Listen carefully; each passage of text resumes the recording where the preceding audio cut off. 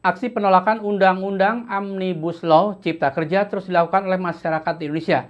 Di Kota Malang, ratusan buruh dan mahasiswa yang tergabung dalam Aliansi Malang Melawan melakukan demonstrasi menolak Undang-Undang Omnibus Law Cipta Kerja. Massa mendesak pemerintah untuk membatalkan Undang-Undang Cipta Kerja tersebut. Ratusan massa gabungan buruh dan mahasiswa yang tergabung dalam Aliansi Malang Melawan kembali turun ke jalan untuk menolak Undang-Undang Omnibus Law Cipta Kerja. Sebelum melakukan orasi di depan kantor DPRD Kota Malang, ratusan massa ini melakukan long march dari Jalan Basuki Rahmat menuju kantor DPRD Kota Malang. Di Jalan Basuki Rahmat, polisi mengamankan sejumlah pelajar yang turut serta dalam aksi tersebut. Sementara di depan kantor DPRD Kota Malang, massa melakukan orasi. Di mana dalam orasinya, massa dengan tegas menolak Undang-Undang Omnibus Law Cipta Kerja. Massa menilai disahkannya undang-undang tersebut sangat merugikan masyarakat, khususnya kaum buruh.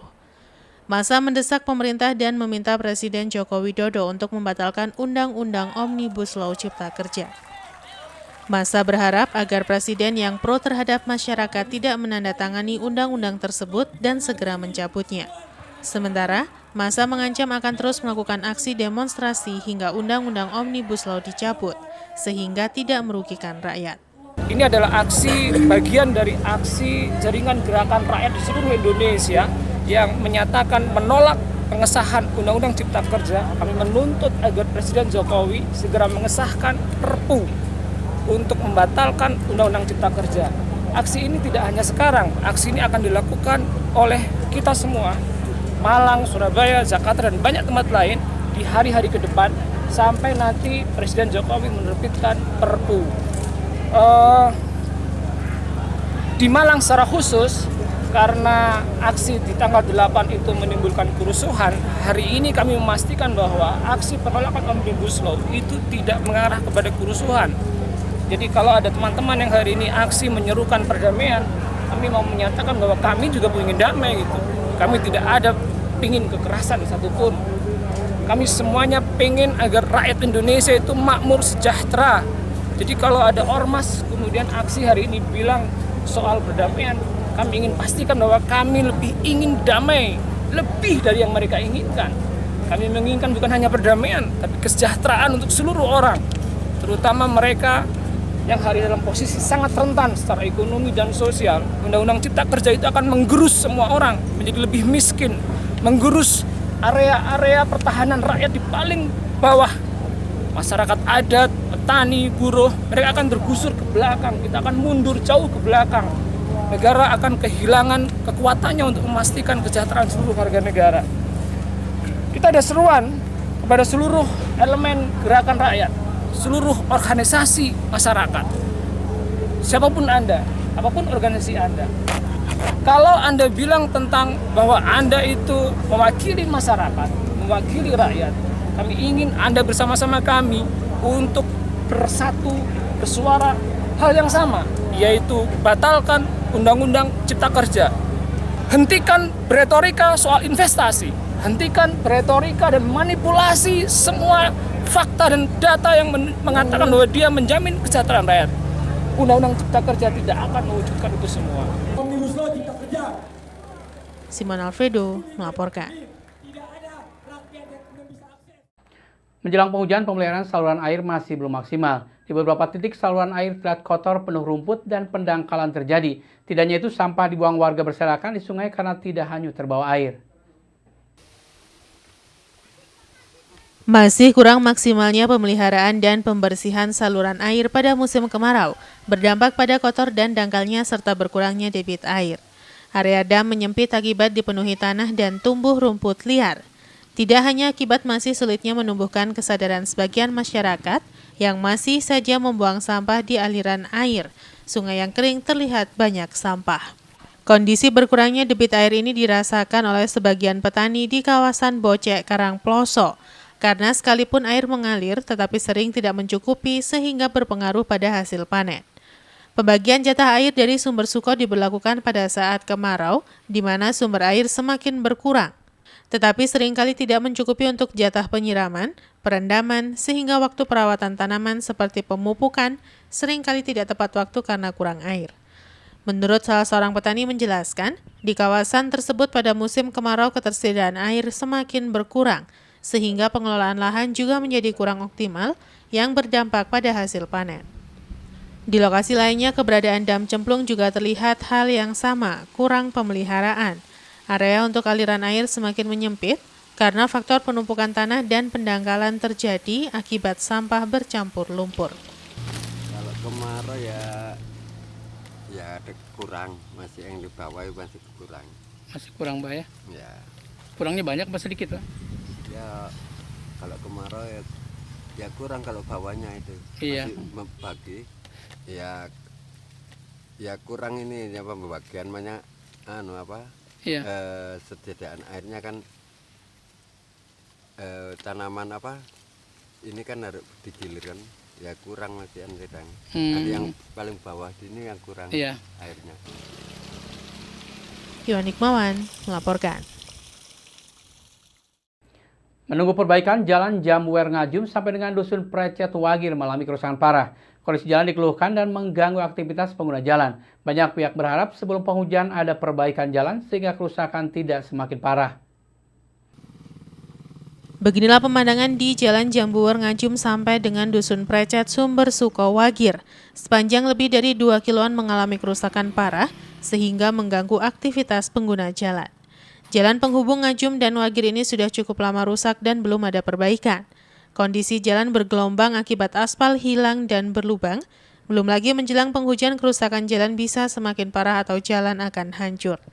Jalan yang tidak pernah sepi dari aktivitas truk besar dan berat ini semakin sulit dilintasi kendaraan roda 2 karena berlubang dalam dan licin karena banyak bebatuan yang berserakan.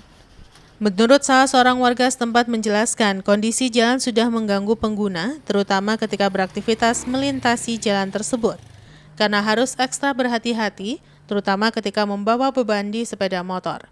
Di lokasi terlihat cukup banyak truk besar dan berat melintas, sehingga mempercepat kerusakan jalan semakin parah. Terlebih pada saat musim penghujan, lubang jalan akan semakin lebar dan dalam. Banyak pihak berharap jalan segera ada perbaikan untuk kelancaran dan keamanan pengguna jalan. Ini mulai kurang lebih ya 5 bulan 6 bulan. 5-6 bulan, Pak. Ini kerusakannya agak panjang, Pak ya, mulai dari sana ya. Iya. Saya Jambuwer ya. Iya, Jambuwer. Sampai sini kira-kira berapa kilo, Pak? Ya kurang lebih 6 kilo. 6 kiloan, Pak ya. Pak, ini kan sebentar lagi kan jelang penghujan, Pak ya. Iya. Biasanya juga kerusakan juga bikin semakin parah, Pak ya. Gimana sebagai pengguna jalan, Bapak? Ya kalau permintaan masyarakat kan gimana nantinya untuk jalannya itu diperbaiki. Lalu untuk pengaturan ini jalan air itu dari selokan-selokan Iya. itu harus kan dirapeni gitu. Iya. Pak, ini aktivitasnya ramai nggak yang melintas, Pak? Rame. Segala perbaikan, Pak ya. Nanti perbaikan jalan, Ya. kalinya itu masalah saluran air hujan. Air hujan, Pak ya. Gitu, harus kondisikan gitu. Iwan Hikmawan melaporkan. Terima kasih Anda masih bersama kami Info 7 Malang Raya. Masih tingginya kasus penyebaran COVID-19 di Kota Malang membuat semua elemen masyarakat diharapkan dapat berperan untuk menekan sekaligus mencegah penyebaran COVID-19. Di Sukun Kota Malang, 3 orang ibu PKK melakukan edukasi pencegahan COVID-19 di setiap rumah warga. Seperti yang dilakukan oleh 3 ibu yang merupakan kader PKK di RW 2 Jalan S. Supriyadi Sukun Kota Malang ini, yakni Diana Maf'ula, Emi Puji Lestari, dan Sri Wilujeng. Berkat kepedulian mereka untuk menekan tingginya angka penyebaran COVID-19 di Kota Malang, secara berkala melakukan sosialisasi disiplin protokol kesehatan, dilakukan dengan cara dari rumah ke rumah. Sembari membagikan masker ke tiap keluarga, edukasi juga diberikan pada para penghuni rumah, mulai dari memakai masker, menjaga jarak, serta rutin mencuci tangan menggunakan sabun. Ketiga kader ini juga meminta tiap keluarga saling mengingatkan satu sama lain untuk terus disiplin dalam menerapkan protokol kesehatan. Kegiatan positif ini sendiri sudah dilakukan sejak bulan April atau sejak awal masuknya COVID-19 di Indonesia dan Kota Malang. Total sudah ada ribuan masker yang dibagikan. Selain itu mereka juga membagikan sembako pada warga yang terdampak COVID-19. Diharapkan dengan adanya edukasi protokol COVID-19 dari rumah ke rumah, nantinya dapat mencegah mata rantai penyebaran COVID-19 sekaligus menekan angka penyebaran COVID-19 di Kota Malang, yang sekarang masih di zona orange menjadi zona kuning. Saya rasa sangat penting sekali ya, karena peran PKK ini sebagai bentuk dari langsung menemui dengan keluarganya masing-masing di rumah. Jadi saya rasa paling mudah untuk bisa memberikan edukasi kepada minimal di keluarganya masing-masing, atau kalau tidak di lingkungan sekitarnya yang ada di wilayah rumahnya terdekat di masing-masing wilayah. Jadi kalau PKK ini kan sudah tahu bersama bahwa perkumpulan paling kecil setiap wilayah pasti ada PKK. Jadi sangat mudah untuk memberikan sosialisasi atau edukasi terhadap protokol kesehatan untuk menanggulangi pandemi COVID-19. Simon Alfredo melaporkan. Pemecahan rekor dunia lukisan abstrak berukuran 3 x 19 meter merupakan kado spesial untuk hari jadi Kota Batu ke-19. Proses pembuatan secara simbolis dilakukan oleh Wali Kota Batu, Wakil Wali Kota Batu, Porkombimda Kota Batu, dan juga Wakil Ketua MPR RI. Lukisan abstrak yang digelar dalam kegiatan Galang Gemilang Konser Seni Lukis Abstrak itu langsung dibuat di atas kanvas yang ukurannya menyesuaikan dengan usia Kota Batu, yakni panjang 19 meter dan lebar 3 meter. Proses pembuatannya dimulai dari nol, secara simbolis dilakukan oleh Wali Kota Batu Dewanti Rumpoko bersama Wakil Wali Kota Batu Punjul Santoso dan Forum Komunikasi Pimpinan Daerah atau Forkopimda. Juga Wakil Ketua MPR RI Ahmad Basarah, ditambah dengan seniman internasional yakni Jupri Abdullah. Seluruhnya menggoreskan dengan cat akrilik dengan tangan kosong langsung pada kanvas. Kurang lebih cat yang dipergunakan sebanyak 100 kg. Pemecahan rekor dunia melalui Lembaga Prestasi Rekor Indonesia Dunia atau LEPRID ini digelar Dinas Pariwisata Pemerintah Kota Batu bersama Dewan Kesenian Kota Batu dalam rangka memperingati Hari Jadi Kota Batu ke-19 tahun. Kepala Dinas Pariwisata menegaskan, pemecahan rekor dunia itu dilakukan bermula dari sebuah komunikasi dan kolaborasi para seniman di Kota Batu. Dalam hal ini adalah seniman lukis, sehingga tercipta sebuah konsep melukis abstrak terpanjang di dunia. Ada seniman lukis, seniman patung, dan sebagainya dalam rangka Hari Ulang Tahun Kota Batu ke-19. Bagaimana memfasilitasi dan mengakomodir kreativitas seniman lukis dalam hal ini, sehingga konsep besar melukis terpanjang di dunia tercipta. Kita masih dalam sesi bagaimana kita memfasilitasi, bagaimana kita mengakomodir kreativitas, ide kreativitas para seniman lukis ya, seniman lukis Kota Batu khususnya, yang mana ada beberapa agenda yang diselenggarakan pada hari ini, dimulai kemarin. Pameran lukisan ya, pameran lukisan yang kita tempatkan di Balai Kota Among Tani, dan juga hari ini adalah kegiatan kita memecahkan rekor dunia melukis abstrak terpanjang ya, yang mana kita paralelkan dengan 19 tahun Kota Batu lahir, sehingga konsep besar daripada event hari ini adalah melukis terpanjang di dunia dengan panjang 19 meter dengan lebar 3 meter. Ini semua adalah sebuah harapan mengakomodasi ide kreativitas ya, inspirasi dari para pelukis yang dipersembahkan untuk hari ulang tahun Kota Batu yang ke-19 ini. Dalam penjelasannya, Jupri Abdullah mengatakan, pemecahan rekor dunia lukisan abstrak yang ketiga kali ini bertujuan agar masyarakat mengenal lebih dalam lagi lukisan abstrak, dan lukisan abstrak terbesar ini merupakan kado spesial untuk pemerintah Kota Batu di hari jadinya yang ke-19. Ini lukisan saya terbesar yang ke-9, dan ini merupakan rekor terbaru dunia saya setelah saya menumbangkan rekor dari Kanada. Saya sekarang melukis 3 x 19 meter, sebuah hadiah untuk Batu, untuk Indonesia.